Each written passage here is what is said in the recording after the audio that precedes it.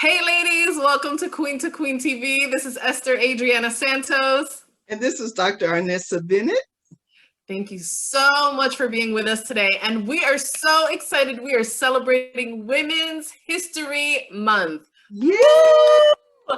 Listen, this is the month that we get to celebrate ourselves as women. We get to celebrate each other.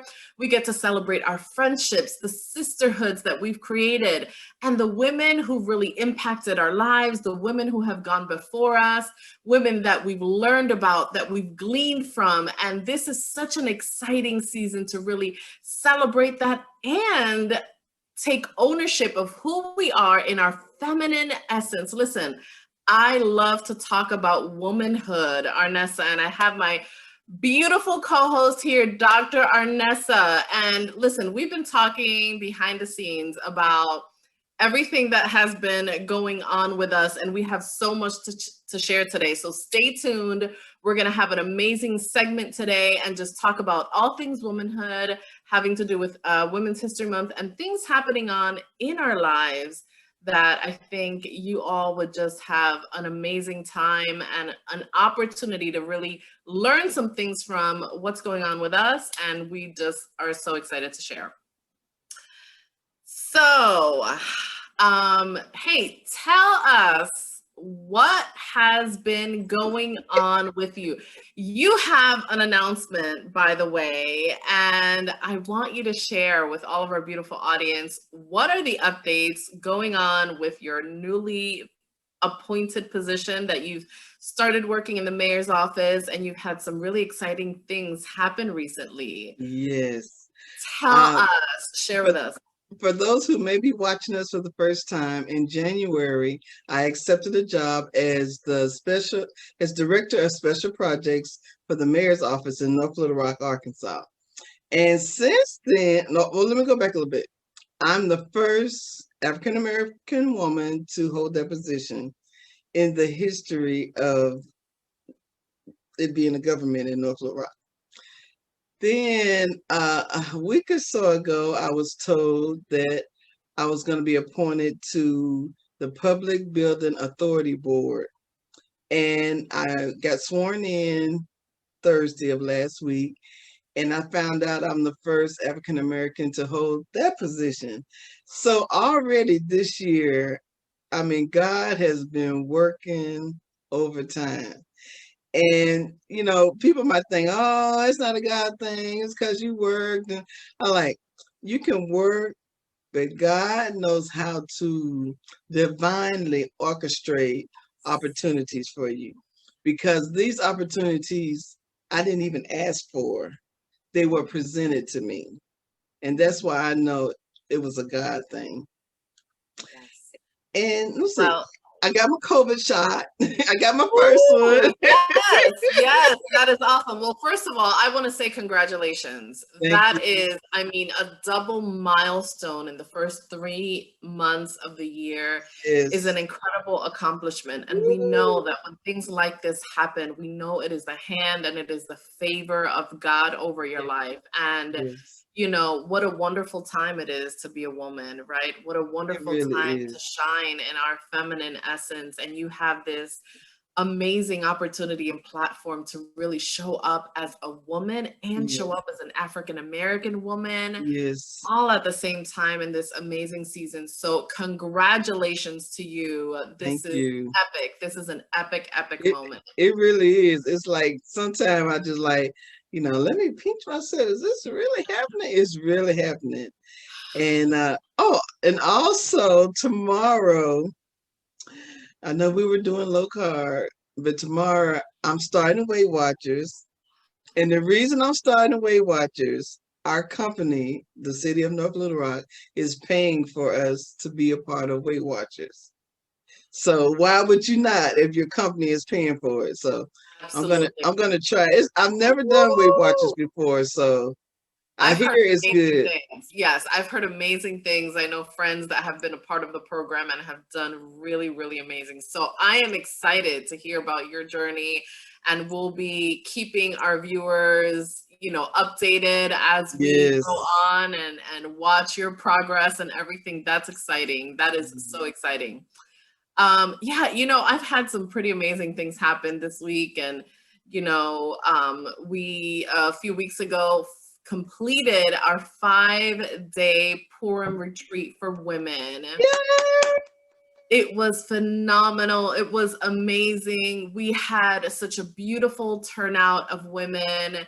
We experienced 5 days of transformation and Wow. really experienced the restoration of God, healing of God, deliverance, and Yes. really, ended our week with a pow of joy and Oh, really taking over and taking the territory that God has really designed for our life. And so it was a powerful week. We had some beautiful dynamic speakers with us, very and good. God just did it. God just did it. And it's been such a pleasure and an honor just serving many women. And it's been phenomenal. It's been really, really amazing. So I am excited to just continue, helping women in these areas of transformation and healing. So listen, we want to keep going on this theme of Women's History Month. Okay. And one of the things that we want to talk about is the women who have gone before us. And,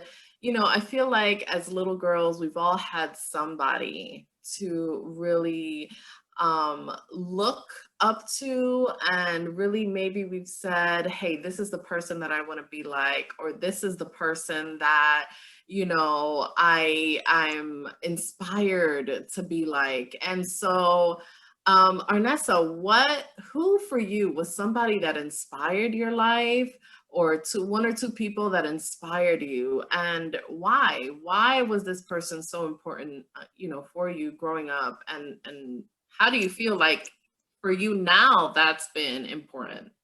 Well, if you know me, you know it's Diane Carroll is one of my people. I saw her when I was like 7 or 8 years old on TV. Her show was called Julia, and she was this mother that her husband had died in the war, and she had this little boy, but she worked. She had this beautiful apartment. She wore these beautiful clothes, and she was so glamorous. And at just a young age, 7 or 8, I saw her, and I'm like, when I grow up, I want to be like her. I want to be glamorous and wear makeup and have my hair styled. And here today, I'm Wow. still this person. But then as I grew up and I followed her career, I saw how she was able to endure different things that she had gone through, and she was able to live her life the way she wanted to do it, and the way because back then, as an African American woman, people wanted to put you in a box, and she Mm, wouldn't allow anybody to put her in a box. She played a lot of the hotels and, like, singing, and that were like really for white people, but she broke a lot of barriers doing that. And then she went on to TV. A lot of people know her from Dynasty. She was on Dynasty, and just all her life, she was always that elegant woman who was classy.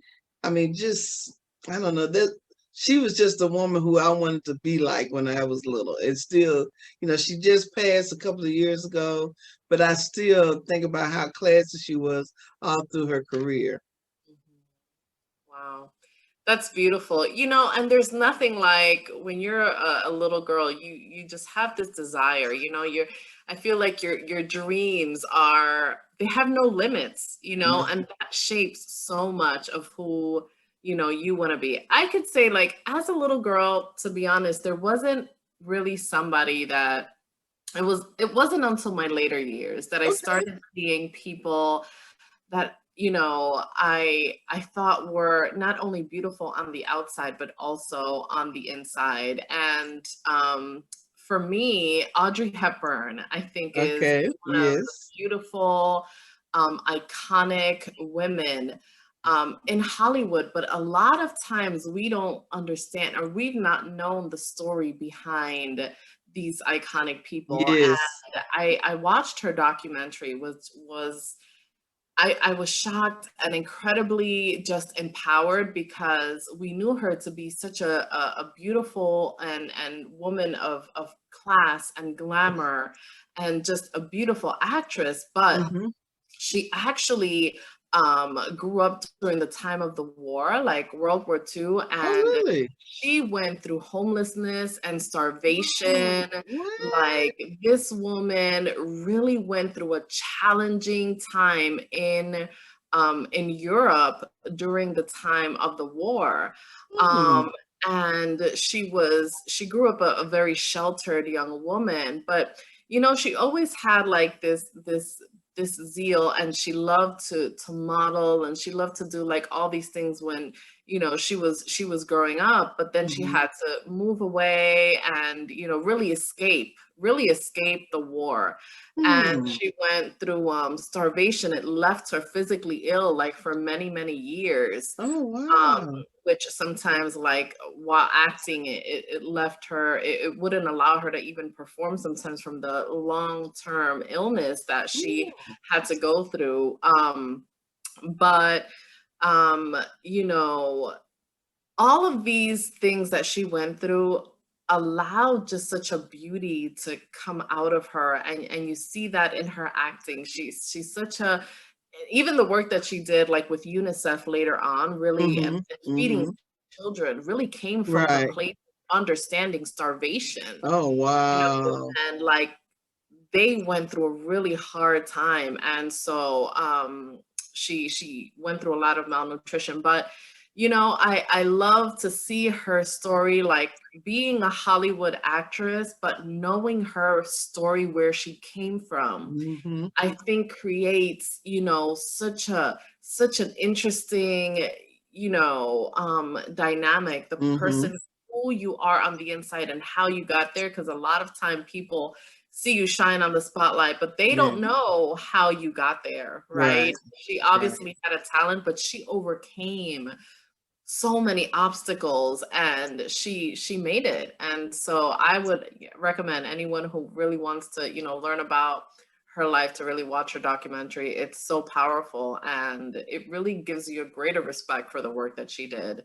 It's such as Breakfast at Tiffany's, of course, which is like one of her most iconic movies. But she was amazing. She was an amazing and woman. and and even with Diana Ross, she talks about in some of her in her memoir is, she was always this outside looking beautiful, but she went through some things, and a lot of the things she went through were with relationships, and not, sometime back in, especially back in the day, men, they were like, this is what you do, and you don't need to have a career, and you just need to be my wife. And she knew that she wanted to have a career, and a lot of her relationships did not succeed because of that. Wow. Wow. Yeah, it's beautiful to learn about their histories, and I think we are able to get so much hope from them, that despite what they've been through, it helps us to see, like, hey, if they went through it and reached the stardom that they did, it's absolutely possible, especially nowadays, right? Us as women, so many Exactly. decades later, we're able to do even so much more. So incredibly, incredibly exciting.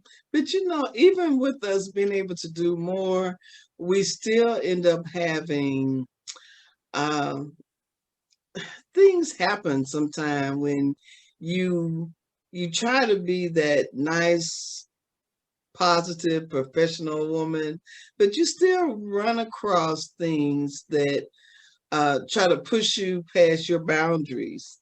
And especially for the modern day woman, we have to make sure that we take ownership of who we are as a woman, be that in the work, in your career, in your community, in your family. You have to set boundaries. You have to let people know, I'm not going to allow you to take me somewhere that I'm not going to be willing to go. And I think once you do that, people will respect you more, because if you don't say something, it's gonna keep happening and happening, and it's gonna get so big to then you see these, it's a show called Snapped. You get to the Uh-huh. point where you snap, and then people go like, what's wrong with her? Because you didn't push her to the limit. This went on for probably months or years, and then finally she gets to the point and she snaps. So we want to make sure that doesn't happen to us. You got Yeah. to just, as my mother used to say, use your words. Let people know what you want.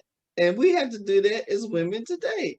You have to let people know, I don't want you to do this, or this is what I want. Yeah, I'm so glad that you brought that up. I feel like, we live in such an age that many times women's quietness or gentleness or niceness, Or right? being That a a nice Christian woman, smile or being a they Christian woman, think, oh, she's a right? Christian. She ain't gonna say Exactly. nothing. She gonna do what I say because she's a Exactly. Christian. We can And be a Christian and still tell you what we're not gonna do. exactly. But it may make people think that you're weak or that you don't understand boundaries, right? And Hmm. so I feel like in this time, just as women, we have the opportunity to shine, Hmm. you know, in our feminine essence, but so many women give other women bad names, and I Yeah, think we have to show up for the category of women who are both powerful and poised, who I are like not, that. yes, Powerful and poised. yes, and aren't harsh. You could be assertive and not Yes. be harsh, right? You could be loving but still hold your boundaries. And I feel Hmm. like that's an art form. I feel like being able to do it is such an art form.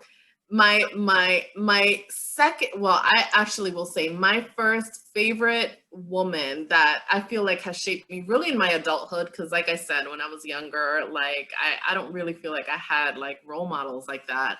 um it's the biblical character of Esther. You were um named after her. Why she would you not?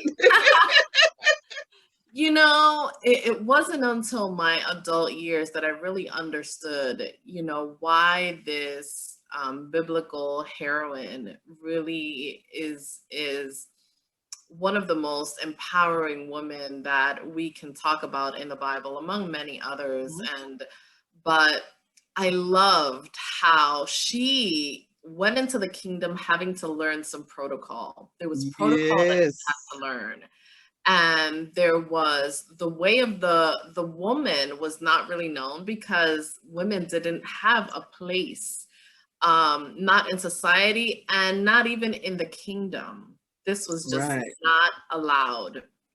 But Mm-mm. I was able to learn and go deeper, even like during our week of Purim that we just went through and celebrated this great feast of Esther, to understand the power and the authority that she had. But she was so wise. Hmm. This was an incredibly wise woman that understood, like, she knew how to come before the king, right? Yes. She knew what to say, how to say it, and when to say it. She Yes. was a woman that was guided by prayer and not by her emotions, Oh, right? oh, oh, Pause. Pause. say that right there again. Yes, she was a woman guided by prayer and not by her emotions. Emotions. And a lot of people, I mean, I can tell you how I feel without cussing you out, and Yeah. you get the message. And I do with a smile. Yes. And I mean, talk about, we can say that, if we talk politically, right, that could be very diplomatic. But as women, I think I don't know, it's an art form. To be a woman is really an art form, and to Yes, it learn is. these characteristics, to really grow into them, that I believe they're innately inside of us, right? But it's really how to Yes. develop them and grow into them. I feel like it would take us so much further as women if, as women, we learned how to communicate. If, as women, we would learn, boundaries with each. I mean, oh my goodness. Listen, Arnessa, this is why, like, I love you, and you're like one of my favorite people, because we can have conversation, and even though we've known each other for not a long time, we understand boundaries and protocol and friendship and sisterhood and like all these things that come to play in, in trying to do something together, in either building a friendship or building a business or collaborating or doing things together. It takes an art form, a willingness and a yielding to each other, right? Yes. Like we work with each other, not Mhm. against each other. Right. And women, we can be so much stronger when we unite in love and in care and in just the humanness and compassion that we have, so that is an incredibly important thing, that as women we so need to learn those boundaries. And listen, Esther wasn't like, yeah, she grew up an orphan, but she learned a couple things. And by the end of the story in chapter 10, she was sending her enemies, kid or enemies, children, to, like, she annihilated the entire enemy line. She was no joke. Like, this woman was like, yes, if it pleases the king. And then afterwards, by the end of the story, the king was like, what do you need, Esther? What do you need, Queen Esther? Even up to half of the kingdom I give you, just tell me what you need. Now it wasn't even her coming to him. Now it was him coming to her. What can I give you? He gave her the I'll give power. you what you need. He Yes. he gave, but this is what is so important. Yes. People want to keep you back the way you used to be. Mm. Just think if they had to say, "Oh, Esther, ain't she adopted, or isn't she from wherever, whatever?" Yes. Who is? Don't allow people to keep you back where you used to be, Wow. because God is already preparing you to go to the next level. That's Yes. why it's so hard for women to step into their destiny, because they're afraid of what people are going to say, because how they grew up, maybe they didn't have enough clothes to wear, they were from a crazy family. That was back then. Yes. Everybody has a destiny. Mm. Don't be afraid to walk in it. Yes. I can truly say all the things I've done have brought me to this place that is my destiny. Yes. And I thought the other day, I was saying, wow, this is happening. I'm 60 years old, or 61. I'll be 62 this year. But then the Holy Spirit said, what are you talking about? Mary Kay didn't get wealthy until she was in her 60s.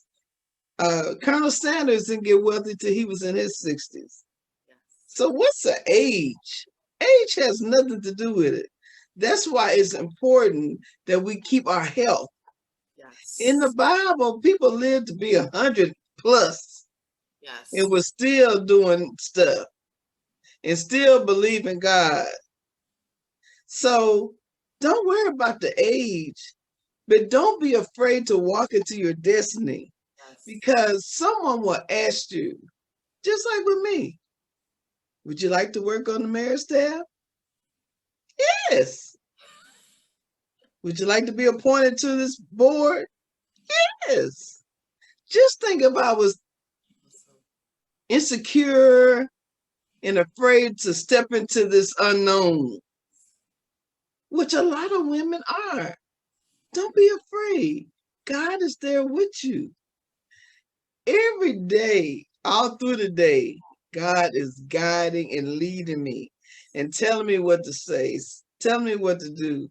When I go into a meeting, he has me prepared already for what's going to be said, how I'm going to say it. So don't be afraid. That's I so get off my good. soapbox now. That's so good. You know, it's true. And I love that you talk about this because there's that fear, sometimes a level of insecurity, right? Like women sometimes say, well, what if I'm not enough? Like, what if I'm not qualified to do this job? What if I don't know enough or I don't have enough or I'm too old or I'm too young? Like, you know, we can't let others dictate Mm-mm. and put, you know, the glass ceilings around us. We have to know that there is a calling beyond Yes. whatever our mind has imagined, whatever our heart has thought. Like God has these amazing plans for us. And Yes. I think until we get comfortable stepping out of the box, stepping Yes. out of our comfortable cocoon. Listen, this year for me, I've stepped out of more boxes than I could imagine. Yes. Get on out there, girl. Absolutely. I've been doing things and talking to people that I never in a million years thought I would, you know, being in spaces that I never thought I would, and saying yes to things that, oh my goodness, as the young 15-year-old, very much lacked in confidence and bullied for the way that I looked and the way that, you know, from my everything, just never in a million years would I have thought I'd be talking about beauty and self-care and be a coach and help women, you know, who've gone through abuse and trauma and marriage relationships, right? Like divorce and all of these things. Like, but there's a season of preparation, right? Like Yes. I feel like our season of preparation it opens the Yes. door for the Yes. Kairos time of God. And Yes. so Arnessa, I know you, I mean, you've talked about it in several segments, you know, how you prepared in many ways and things you've been learning for years. And guess Yes. what? The reason that God can say, hey, Arnessa, are you ready for this? Like, I've got this job for you Mm-hmm. here. Like the reason you could say yes is because you've been preparing. Yes. And as women, many times we don't prepare because we're afraid we're not ready, but it's in the preparation that we become ready, right? Yes. It's how the open doors become available, it's how expansion becomes possible. So Yes. we cannot fear as women becoming prepared. And I feel like I learn things all the time. I'm always reading and I'm researching and all of these things because I want to be better, not just for myself, Right. but also the group of women that I've been called to, because I Mm-hmm. know that Mm-hmm. I have an assignment as all of you. There's assignment and a group of women and somebody that God wants you to serve. And so our job is always preparation as women and understanding who we are and understanding our identity. It just becomes an incredible part of our process of healing and just getting to the next level of destiny. I've been doing so much reading here lately because I thought once I left college and got my PhD, I was gonna be doing no more studying. Not okay. One of the things I read was you cannot go anywhere unless you first see yourself there. And that might seem like, well, this is so simple. Oh, I see myself. You have to actually see you where you want to go because you have to make sure that when you get there, you're ready and you are able to be there and maneuver in that world. That's why a lot of people do not do well. They might get into a position, but they never really saw themselves there. Now, I have always known that I was going to touch a lot of lives. I knew that I was going to help people. I didn't really know exactly which I thought it was going to be in the coaching where I would be doing international travel and coaching.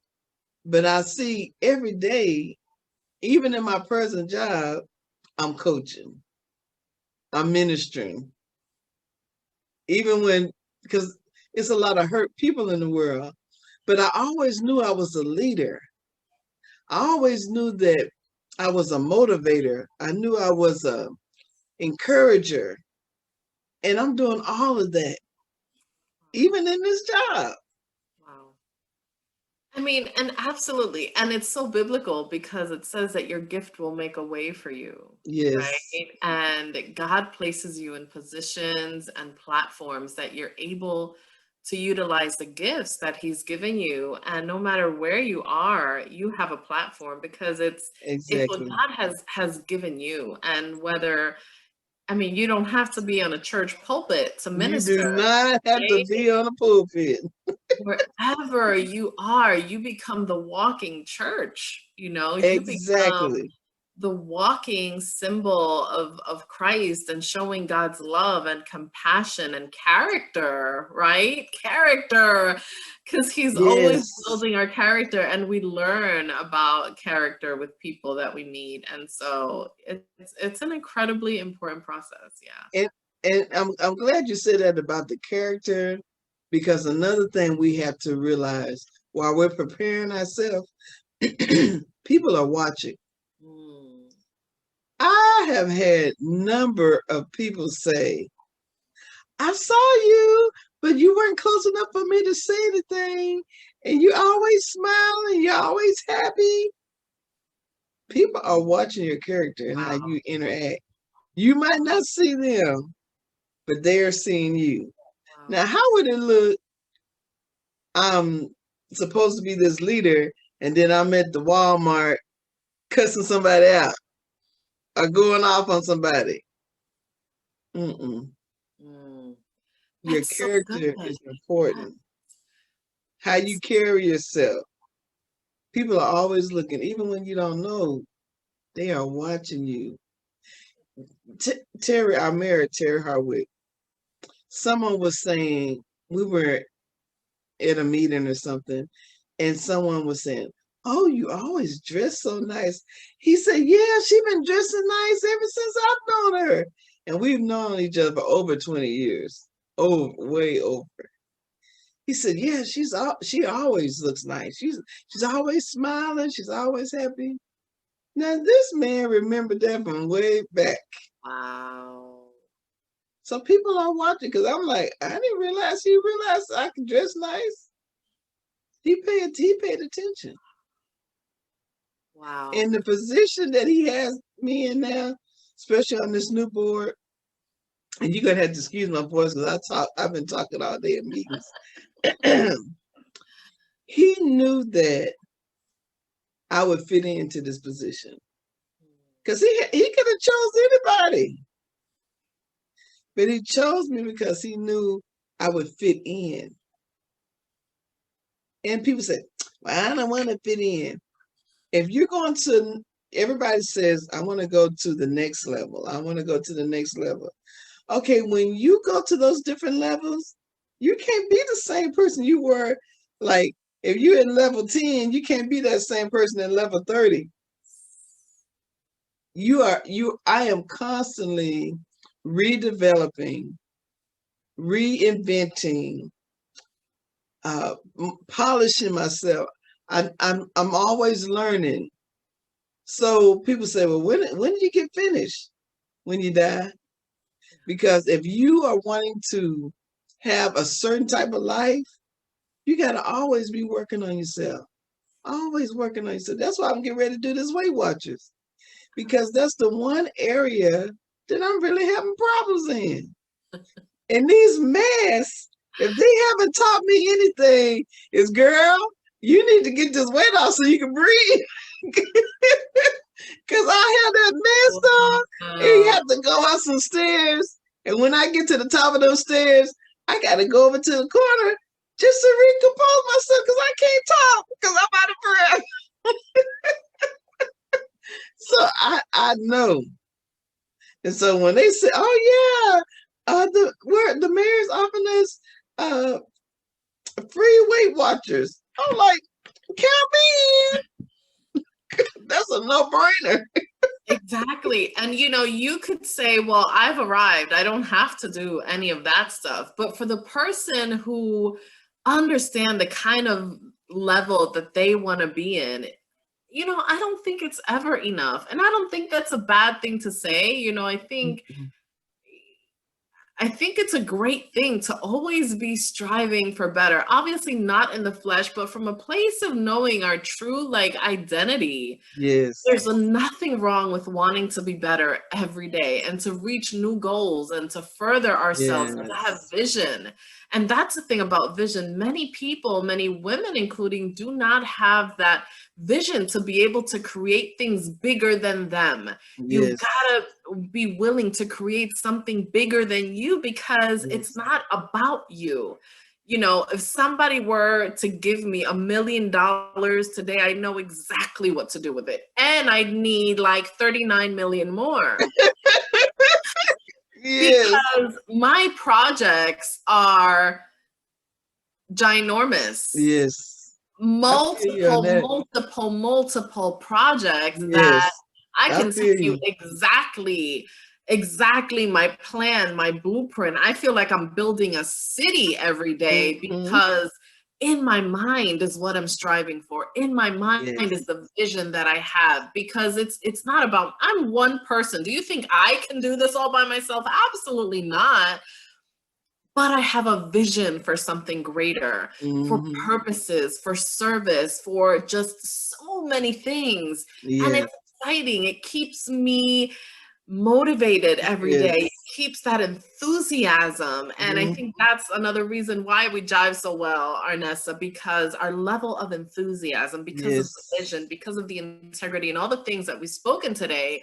And purpose, obviously, God has ordained a purpose in this, but it's important, for women out there, find somebody who can really, walk that walk with you. Yes. A friend, a sister, a coach, somebody that can walk with you and really you help bounce ideas off of each other. You feed off of each other's energy, create visions together, get yourself a vision board, which we talked about 3 months ago, right?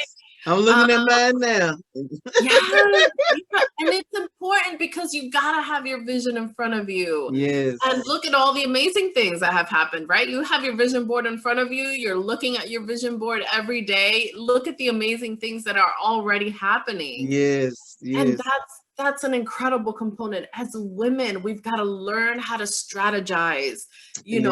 I have a program that I just launched called Wise Women Build, and it's a 9-month transformational program, coaching program for women who want to learn how to build their lives in wisdom, learning how to build the 7 pillars of their lives and learn to reign as queen in their queendoms.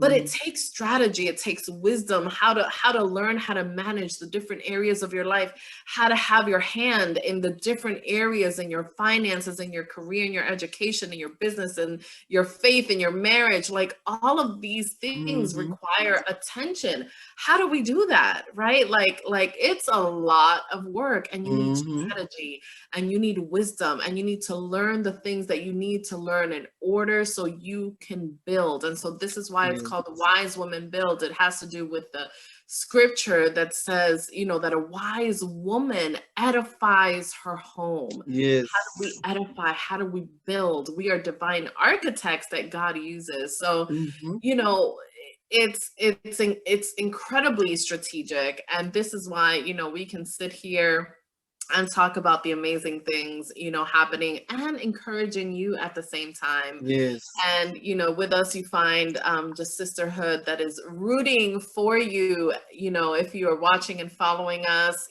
we are rooting for you. And we hope that these segments are of encouragement to you, are of inspiration to you. And, continue to follow us, shoot us a message. Any questions that you may have, you can certainly respond or comment to our page. You can follow me at Your Queen Life on Facebook or Instagram. And Arnessa, what's your handle? They can Dr. Arnessa Bennett on Instagram and Facebook. But this is what I wanted to say before we close. Yeah. I had said that I wanted to, because my schedule is busy, but the Holy Spirit keeps putting on me, to do some mentoring to women, and I wanted I want to mentor 10 ladies that are 30 plus, because I feel like when you're in your 30s, you're really mature, and usually at that time you're really ready to make some changes in your life. So if they can go to arnessa.com or on my Instagram, Dr. Arnessa Bennett, and just DM me, so that I can work with you. But this is something that I want to do, and it's only going to be 10 ladies that I'm going to be working with. Yes. Well, great. That is awesome. Listen, you've got some amazing coaches and mentors here, ladies, and we're here to help, to serve, and support you. So make sure you follow us on our pages, and make sure you subscribe to our YouTube channels. We love you, and we just thank you for, joining us and just being part of our sacred space, ladies. We love you, queens, and we can't wait to see you again.